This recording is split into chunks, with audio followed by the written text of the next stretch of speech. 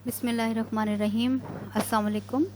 आज हम एक नया चैप्टर स्टार्ट करने जा रहे हैं, इलेक्ट्रोकेमिस्ट्री, जिसका फ़र्स्ट लेक्चर हम देखेंगे और इसमें हमारा पहला टॉपिक है थ्योरी ऑफ मेटालिक कंडक्शन का। तो थ्योरी ऑफ मेटालिक कंडक्शन के अंडर बहुत सारे जो है कंटेंट्स देखेंगे। बेसिकली हमने थ्योरी ऑफ मेटालिक कंडक्शन देखना है, जिसमें सबसे इम्पॉर्टेंट या फर्स्ट थ्योरी जो थी वो electron theory of metallic conduction थी, जिसको इलेक्ट्रॉन गैस थ्योरी भी कहा जाता है, फ्री इलेक्ट्रॉन थ्योरी भी कहा जाता है, फ्री इलेक्ट्रॉन गैस थ्योरी भी कहा जाता है। इसके अलावा हम इलेक्ट्रोलिटिक कंडक्शन देखेंगे, बिकॉज ये पहला जो टॉपिक है वो मेटालिक कंडक्शन है, और दूसरा हम फिर इलेक्ट्रोलिटिक कंडक्शन देखेंगे।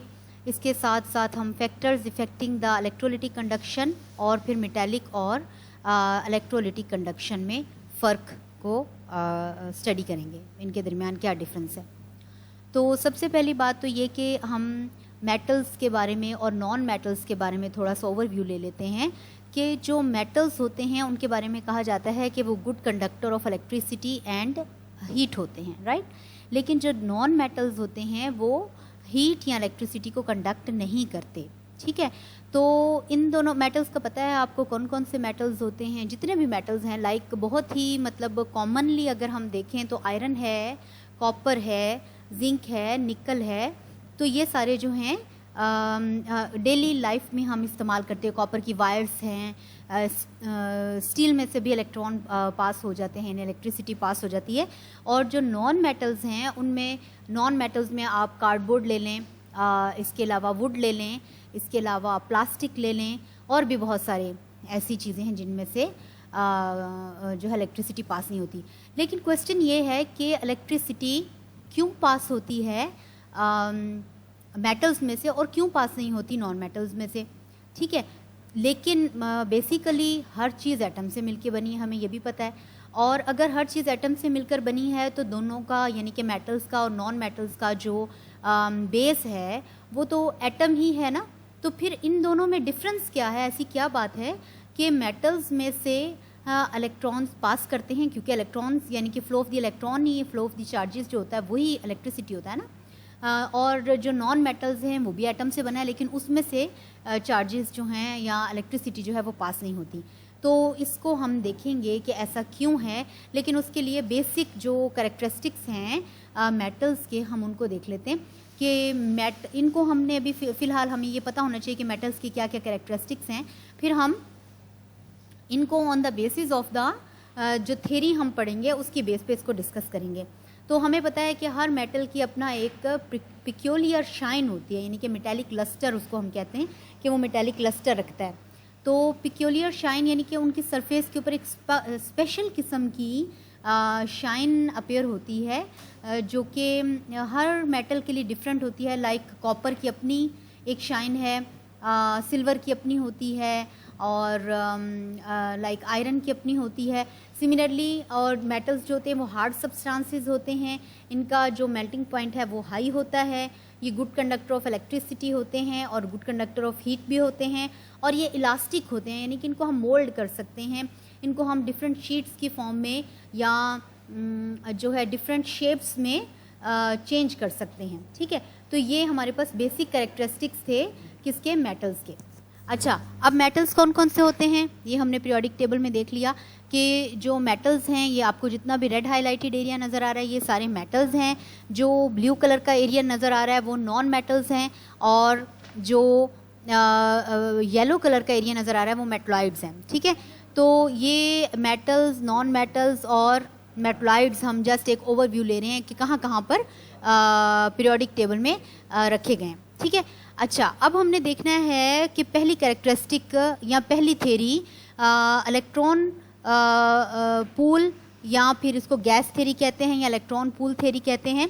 ये फर्स्ट थ्योरी थी मेटालिक कंडक्शन की, कि कंडक्शन का मतलब ये है कि जो जो इलेक्ट्रिसिटी है और जो हीट है वो पास हो सकती है किस में से? मेटल्स में से। तो इसको हम स्टडी करेंगे कि first theory of metallic conduction, जिसको हम इलेक्ट्रॉन पूल या फिर गैस थ्योरी भी कहते हैं, वो उसकी बेस क्या थी। इसको ड्यूड ने एंड लॉरेंस ने एक्सप्लेन किया था पुट फॉरवर्ड किया था, और इसका जो कॉन्सेप्ट है उसको हम कुछ इस तरह से अंडरस्टैंड करेंगे। सारी जो बात है ना वो सिर्फ इन फ्री इलेक्ट्रॉन्स की है। अगर आप इस कॉन्सेप्ट को समझ लेते हैं कि किस तरह से इलेक्ट्रॉन फ्रीली मौजूद होते हैं किसके अंदर, एटम के अंदर, मेटल के एटम्स के अंदर, तो हम पूरी थ्योरी को और इसके कैरेक्टरिस्टिक्स को आसानी के साथ समझ पाएंगे। ठीक है, तो पहले एक इमेजिनरी आप बात ये देख लें कि आपको पता है कि जो भी एटम्स होते हैं उन एटम्स के अंदर इलेक्ट्रॉन्स अपने प्रॉपर फिक्स्ड शेल्स के अंदर, क्वांटम में हम ये डिस्कस कर चुके हैं सारी बातें, फिक्स्ड शेल के अंदर मूव कर रहे होते हैं। ठीक है, कुछ इलेक्ट्रॉन्स जो हैं वो टाइटली बाउंडेड होते हैं न्यूक्लियस के साथ। ऐसा ही है बिकॉज उनके ऊपर जो फोर्स होती है अट्रैक्शन की वो बहुत ज़्यादा बहुत ज़्यादा ताकत के साथ न्यूक्लियस ने उनको अपनी तरफ खींचा हुआ होता है। ठीक है, और जो सबसे आउटर मोस्ट शेल के अंदर मौजूद होती है क्या चीज़, इलेक्ट्रॉन मौजूद होते हैं, वो लूजली बाउंडेड होते हैं आउटर मोस्ट शेल के अंदर, और उनका बाहर निकल जाना या अंदर आ जाना उसके अंदर शेल के अंदर आसान है। यानी उनकी जो इलेक्ट्रोस्टैटिक फोर्स है न्यूक्लियस के साथ वो वीक होती है कंपैरेटिवली टाइटली बाउंडेड या नियर बाय नियरेस्ट इलेक्ट्रॉन्स के। ठीक है, ये हमें पता है। अच्छा, अब एक और बात हमें पता है कि एक एटम के ऊपर बेस करके तो हम मेटल नहीं कह सकते ना, कि भी मेटल जो है वो एक एटम से मिलकर बना है, ऐसा तो नहीं होता है ना। तो एक क्रिस्टल होता है जिसके अंदर एक क्रिस्टल होता है, जैसे कि NaCl आप ले लो, या फिर NaCl का मैंने जस्ट एक क्रिस्टल के उसकी फॉर्म में बताया कि क्यूबिक क्रिस्टल की फॉर्म में, आपने क्रिस्टल की जो हैं वो सिस्टम पढ़े हुए हैं।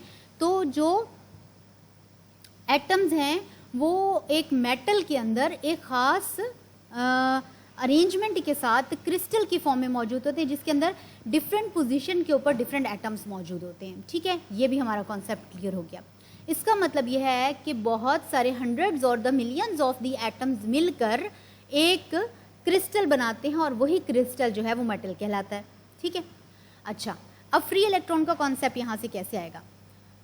जो वैलेंस इलेक्ट्रॉन होता है, जो बाहर के शेल के अंदर इलेक्ट्रॉन मौजूद होता है, वो लूजली बाउंडेड होता है, उसका डीलोकलाइज होना, वहाँ से आगे पीछे होना आसान होता है। जब कोई मेटल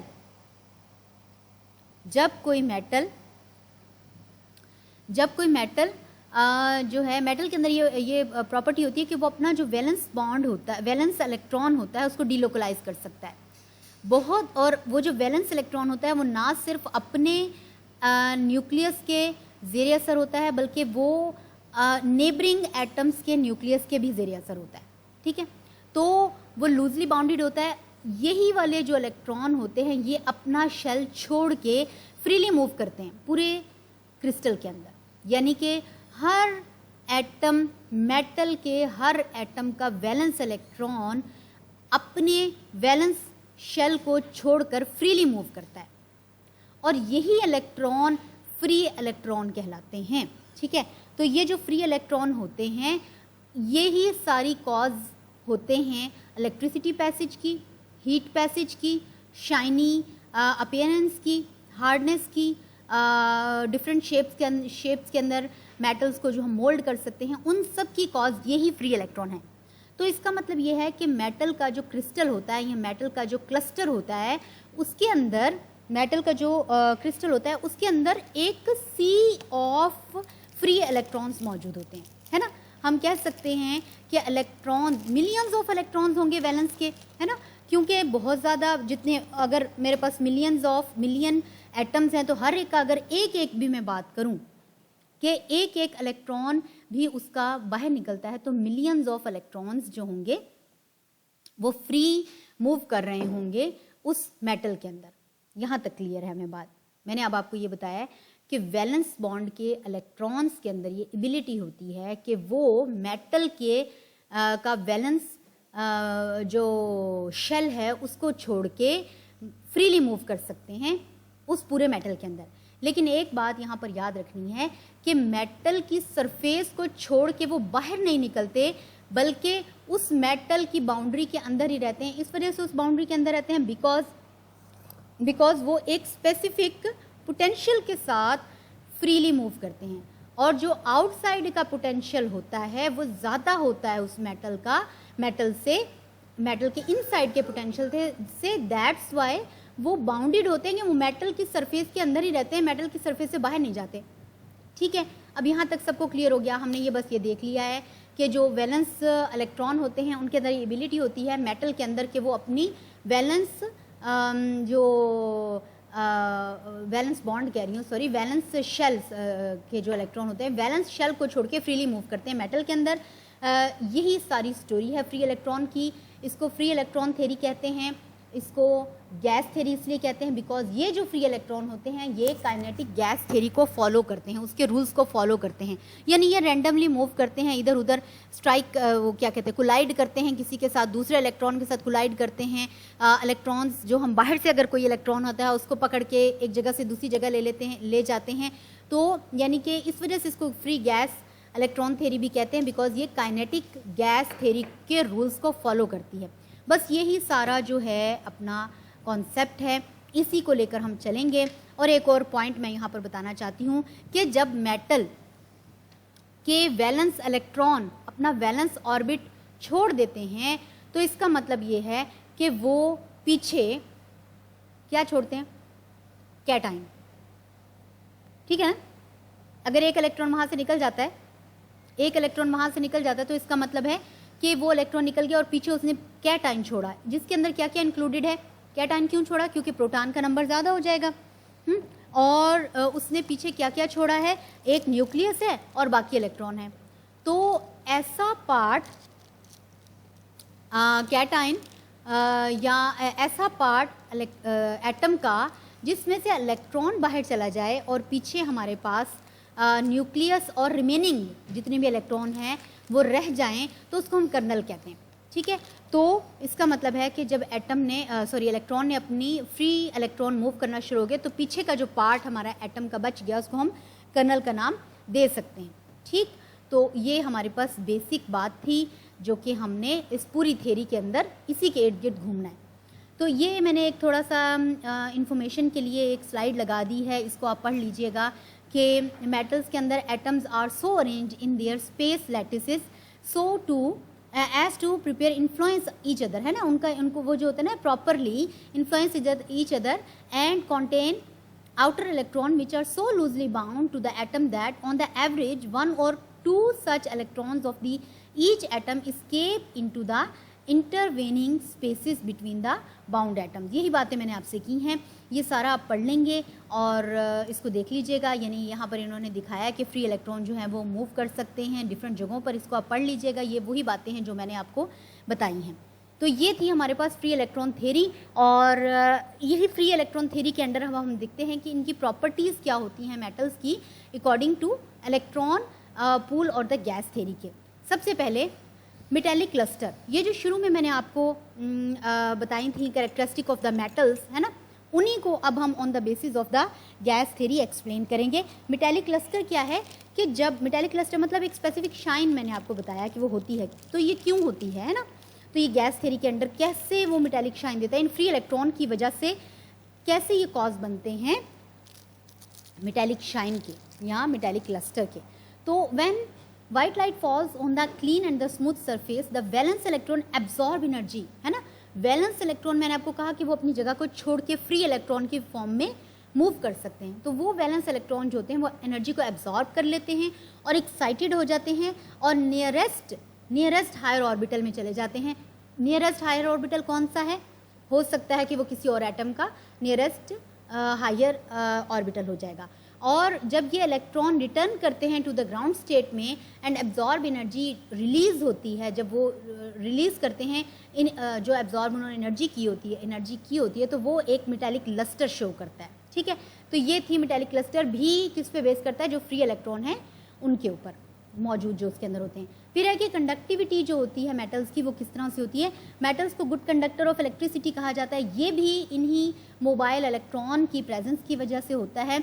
जो पोटेंशियल डिफरेंस अप्लाई किया जाता है अक्रॉस द मेटल शीट के, यानी कि जब उसको किसी एक बैटरी के साथ ज्वाइन कर दिया जाता है किसी मेटल को, एक तरफ से पॉजिटिव और एक तरफ से नेगेटिव टर्मिनल के साथ, तो नेगेटिव टर्मिनल से इलेक्ट्रॉन्स जो हैं वो free electron start moving towards the anode की तरफ मूव करना शुरू कर देते हैं, और उनको लेकर कौन आता है, ये जो फ्री इलेक्ट्रॉन होते हैं वो। जब हम बाहर से इलेक्ट्रिसिटी प्रोवाइड करते हैं तो ये जो फ्री इलेक्ट्रॉन, मैंने आपको बताया कि सी ऑफ द आप कह सकते हैं कि सी ऑफ द फ्री इलेक्ट्रॉन्स है, ये वो जो फ्री हम बाहर से इलेक्ट्रॉन दे रहे होते हैं, उन इलेक्ट्रॉन्स को लेकर एक टर्मिनल से दूसरे टर्मिनल की तरफ जाते हैं, कैथोड से एनोड की तरफ जाते हैं, और इस तरह से करंट फ्लो करता है। New electrons are discharge from the negative electrode leading to continue flow of the electron, that is the current start flow from negative to positive terminal. उसके बाद थर्मल कंडक्टिविटी फ्री इलेक्ट्रॉन के अंदर हम किस तरह से स्टडी कर सकते हैं। When a part of the metal is heated, एक मेटल को जब हम हीट करते हैं, the electron in that part absorb energy from the source of the heat, ठीक हो गया। These energetic electrons move to the cooler parts and transfer the kinetic energy to the electrons present in that part on collision with them, ठीक है। तो ये जब metal को हम जो इलेक्ट्रॉन फ्री इलेक्ट्रॉन इसके अंदर मौजूद होते हैं, वो क्या करते हैं कि वो हीट को एब्जॉर्ब कर लेते हैं। किसी फॉर एग्जांपल हमने एक रॉड है, उस रॉड को हमने गर्म किया, उस रॉड को हमने गर्म किया, तो आप वो देख लेना, स्पून ले लें, आपने एक स्पून को आग के ऊपर रखा है, तो वो स्पून की जो टिप है वो गर्म होनी शुरू हो जाएगी, और आहिस्ता आहिस्ता वो जो आपका हैंडल है वो भी सारा गर्म होना शुरू हो जाएगा। क्यों?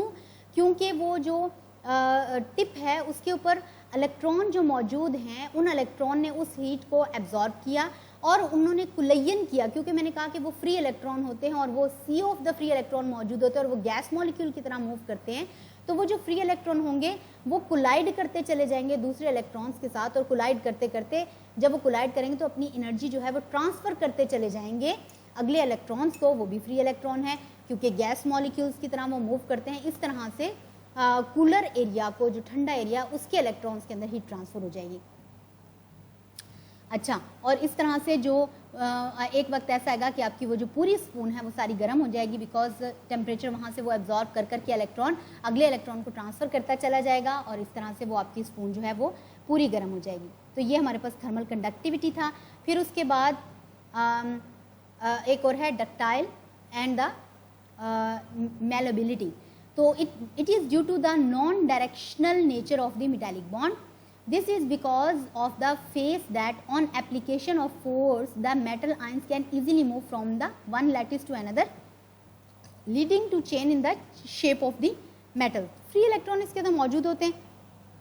जो free electron मौजूद होते हैं, जब उसको स्ट्रेस किया जाता है, तो वो बड़े आसानी के साथ एक जगह से दूसरी जगह पे ट्रांसफ़र हो जाते हैं, और इस तरह से हम उसको जो है डिफरेंट शेप्स के अंदर चेंज कर सकते हैं किनको, मेटल्स को। ठीक है, ये हमारे पास थी गैस थ्योरी, और on the basis of the gas theory जितने भी मेटल के कैरेक्टरिस्टिक थे या प्रॉपर्टीज़ थी वो हमने स्टडी की।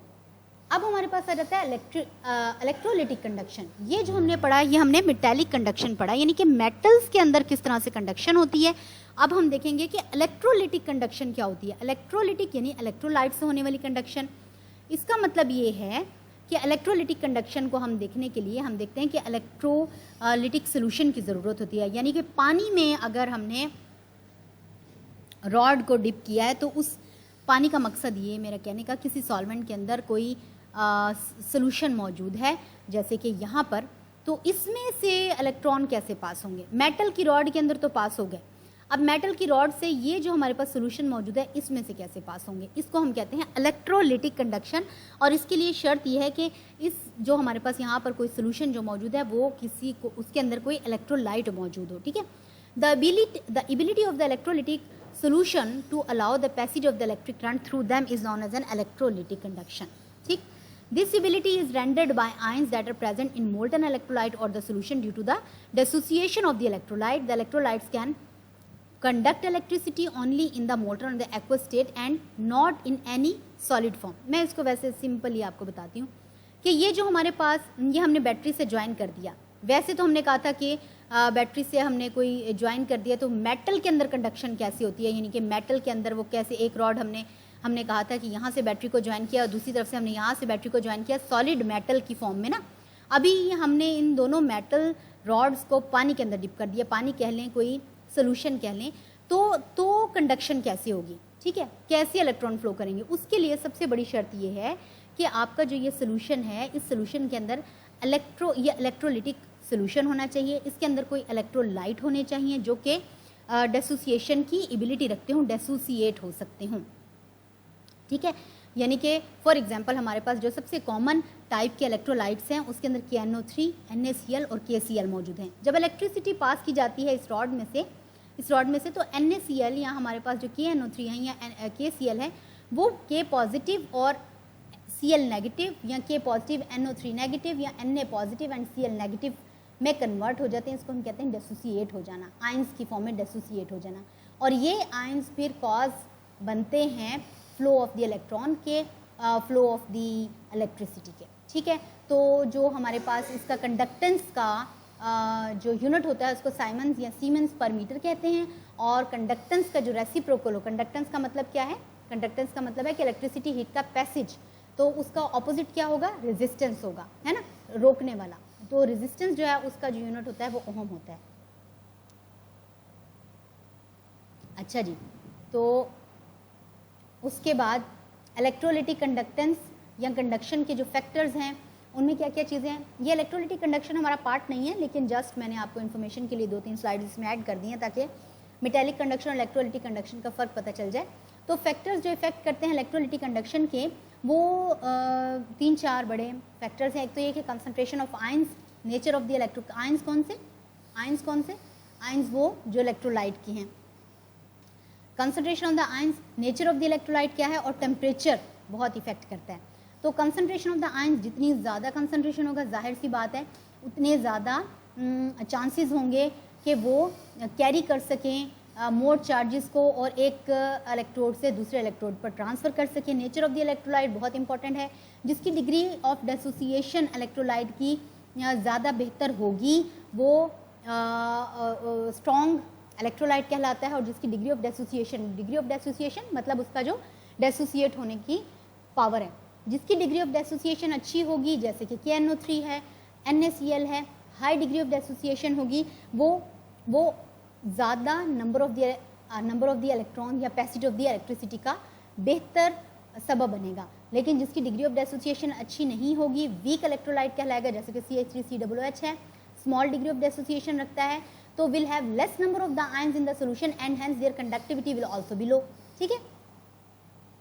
तीसरी बात हमारे पास आ जाती है टेम्परेचर की, कि टेम्परेचर जो है वो इफ़ेक्ट करता है किस तरह से इलेक्ट्रोलिटिक कंडक्शन को। इसको हम थोड़ा सा देख लेते हैं यहाँ से।